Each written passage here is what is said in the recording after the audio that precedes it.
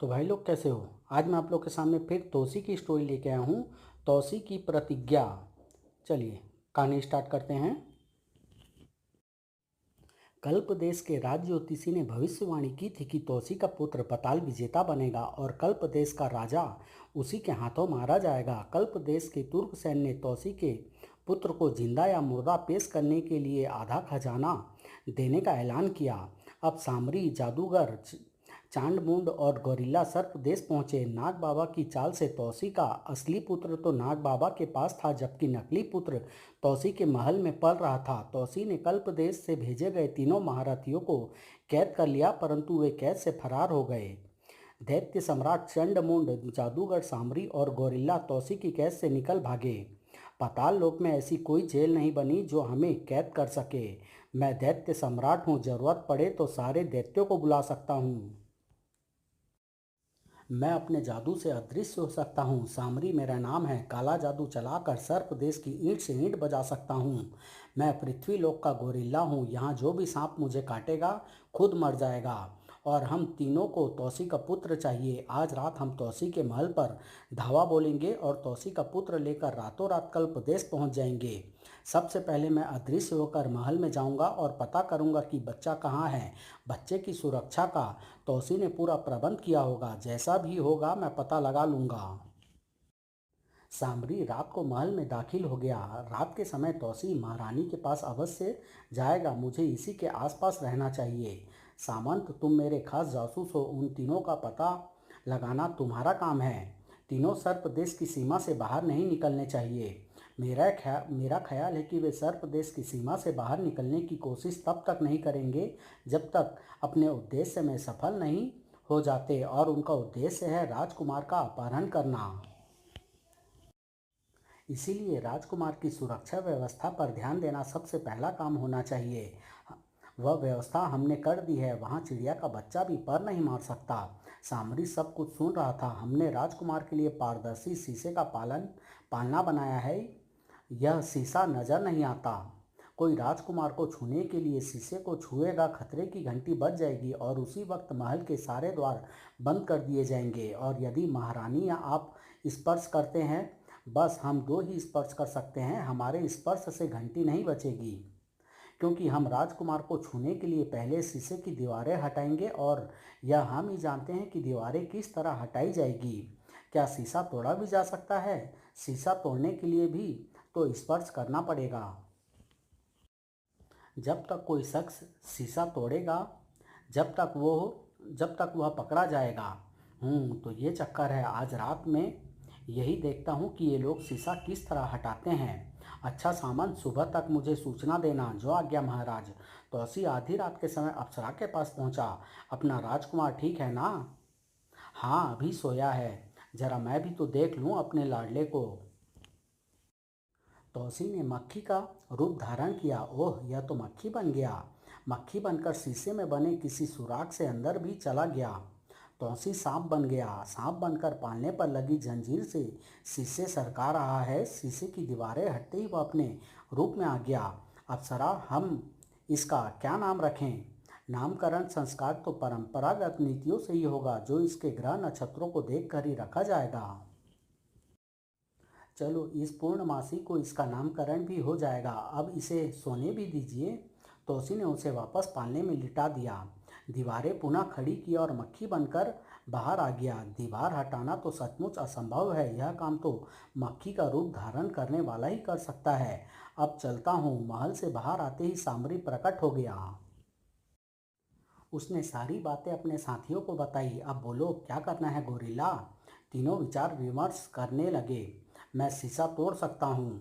अब मैं अपने दैत्यों से कहूँगा कि महल की ईंट से ईंट बजा दे, फिर बच्चा उठाकर ले जाऊँगा मैं। अरे, हमें यहाँ युद्ध नहीं लड़ना है। अगर युद्ध हुआ तो याद रखो, हम तौसी से नहीं जीत सकते। जैसे ही हम शीशा को स्पर्श करेंगे, महल के दरवाजे बंद हो जाएंगे और महल के अंदर युद्ध लड़कर निकल पाना असंभव है। जादूगर सामरी, तो फिर तुम ही कोई युक्ति बताओ। एक तरीका है। मैं ऐसा जतन करूंगा कि तौसी खुद इस दीवार को हटा दे, किंतु बच्चे को लेकर रात के समय महल के दरवाजे से निकलना असंभव होगा, इसलिए मैं महल की खिड़की से बच्चे को हवा में उछाल दूंगा और मैं उसे उड़ते हुए हवा में लपक लूंगा। इस बीच अगर किसी ने देख लिया और कोई गड़बड़ हुई तो गोरिल्ला महल के फाटक पर सैनिकों को रोकेगा। तो फिर चलो आज रात ही काम कर देते हैं। एक बार फिर सामरी महल के अंदर पहुंच गया। तौसी और अप्सरा सो रहे थे। सामरी अदृश्य था। अदृश्य सामरी ने पालने के शिष्य को स्पर्श किया। टन टन टन। है खतरे की घंटी। टन टन टन। खतरे की घंटी। सारे फाटक बंद कर दो। सारे महल के रक्षक तौसी के शयन कक्ष की ओर दौड़ पड़े। किंतु किसने छुआ? यहाँ तो कोई नहीं है और हमारा बेटा भी सही सलामत है। सिपाहियों, सारा महल छान मारो। पर महल में कोई नहीं मिला। हो सकता है कोई चूहा शीशे से टकरा गया हो। कुछ देर बाद सब सामान्य हो गया। पता नहीं क्या हुआ, फाटक भी खुल गए। अदृश्य सामरी ने उसे फिर से छुआ। टन टन टन। अजीब बात है, अभी तो मैं जाग ही रहा हूँ और फिर हमारे कक्ष के बाहर भी सख्त पहरा है। फाटक फिर बंद हो गए। टन टन टन। कहीं ऐसा तो नहीं इसमें कुछ खराबी आ गई हो? जब तीसरी बार भी वही हुआ, लगता यही है इसमें खराबी आ गई है। अब तो यह खराबी सारी रात महल में किसी को सोने नहीं देगी। मैं इसका शीशा हटा देता हूँ। तौसी ने शीशे की दीवार हटा दी। कक्ष के द्वार और खिड़कियां अंदर से बंद कर दो, सावधानी जरूरी है। दोनों पुनः सो गए। अब आएगा मजा। सांबरी ने खिड़की खोली, तौसी के पुत्र को उठाया, खिड़की से बाहर उछाल दिया। दैत्य सम्राट चंडमुंड ने उसे हवा में लपक लिया और तौसी के पुत्र को लेकर उड़ चला। अरे वह देखो, दैत्य चंडमुंड। महल के बुर्ज के पहरेदारों ने खतरे का भोंपू बजा दिया। चंडमुंड को पकड़ने के लिए जैसे ही सैनिक दस्ता फाटक की तरफ आया। आ जाओ विषधरो, पहले मेरा मुकाबला तो करो।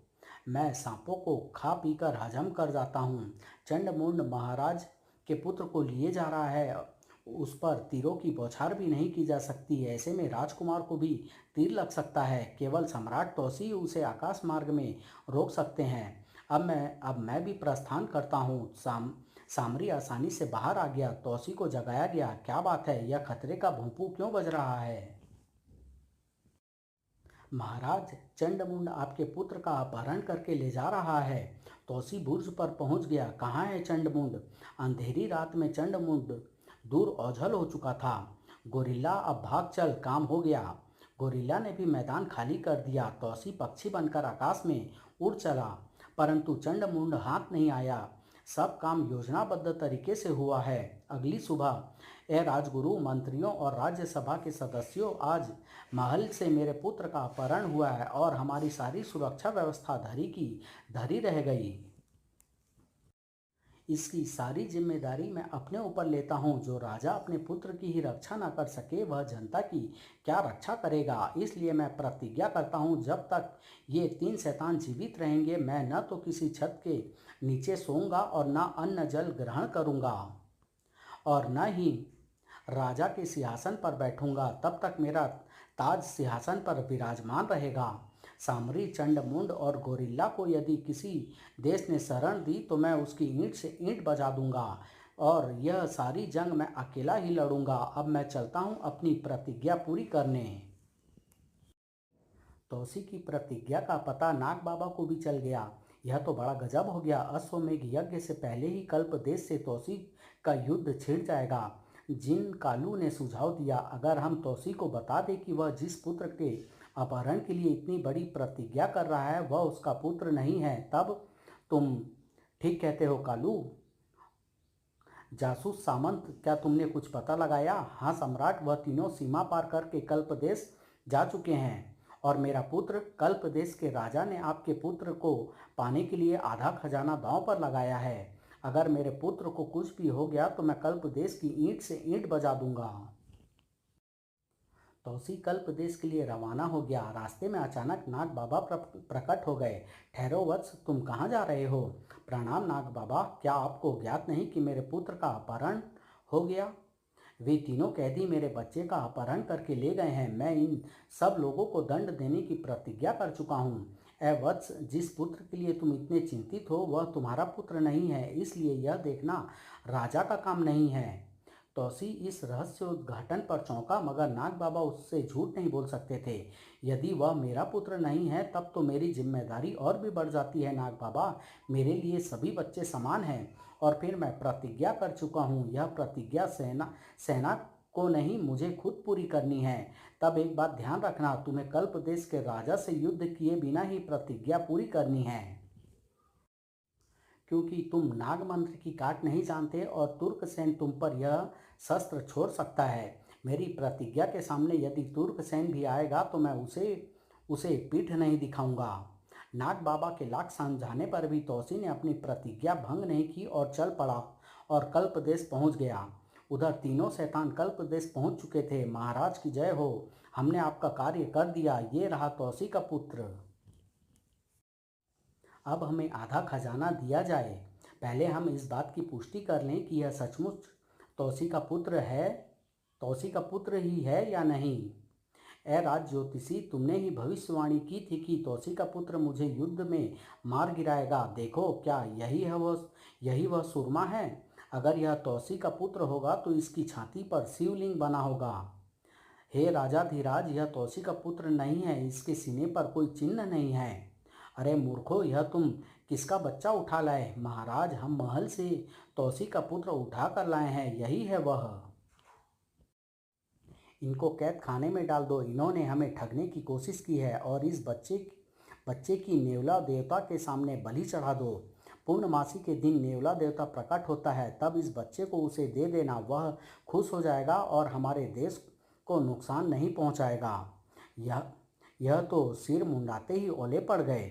एक जेल से भागे तो दूसरी में आ फंसे। हमारे साथ जरूर कुछ गड़बड़ी हुई है। इस सामरी ने किसी और का पुत्र महल से फेंक दिया। चुप बे गोरिल्ले, काले जादू से तेरा बंदर बना दूंगा। तौसी का कल्प देश पहुंचते ही पता चल गया कि तीनों अपराधी जेल में पहुंच चुके हैं और बच्चे की बलि चढ़ाने का ऐलान हुआ है राज्यसभा में। क्यों भाई, नेवला देवता का वास कहाँ है? काली पहाड़ी की नेवला गुफा में। पूर्णमासी की रात काली पहाड़ी की नेवला गुफा में बलि दी जाएगी। तब तक मैं इन तीनों से निपट लूँ।